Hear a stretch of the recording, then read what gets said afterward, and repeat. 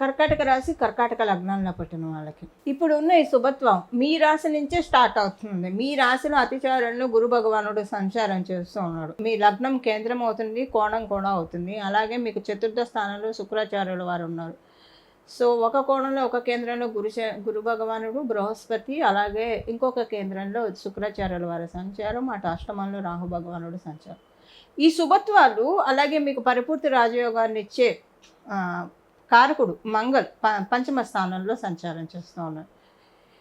ఈ శుభత్వాల్లో ఇప్పుడు మనం తెలుసుకున్న అనేక శుభత్వాల్లో గురు భగవానుడు, రాహు భగవానుడు కూడా ఉండడం వల్ల ఇప్పుడు మామూలుగా రాహుకేతువు శనీశ్వరుడు ఇవ్వకపోతే అది వారం వరకో లేదా నెల వరకో ఉంటుంది. వీళ్ళిద్దరూ కూడా ఇన్వాల్వ్ అయి ఉండడం వల్ల ఈ ప్రత్యేక అంశంలో ఈ వారం నుంచి మొదలుకొని ఈ సంవత్సరం లోపల మంచి మీరు కొన్ని చేంజెస్ చూస్తారు, ఒక ప్రోగ్రెసివ్ మోడ్ చూస్తారు. అంటే గ్రహ దేవతలు మీ చేత ఒక మంచి పనికి శ్రీకారం చుట్టిస్తారు. మీ గోచార గ్రహస్థితుల రీత్యా ఏ పనికి నాంది పడుతుందో మనం ఇప్పుడు చూద్దాం. కుటుంబానికి సంబంధించిన విషయాల్లో, మీ పిల్లలకి సంబంధించిన విషయాల్లో, అలాగే మీ కెరియర్ ప్రోగ్రెషన్, ఈ 3 విషయాల్లో ఆలోచనలు చేస్తారు. ఎందుకంటే మీకు మంగళ స్ట్రెంత్ కూడా చాలా బాగా ఉండడం వల్ల, చతుర్థ స్థానంలో శుక్రాచార్యుల వారి సంచారం వల్ల ఒక మంచి పనికి శ్రీకారం చుడతారు.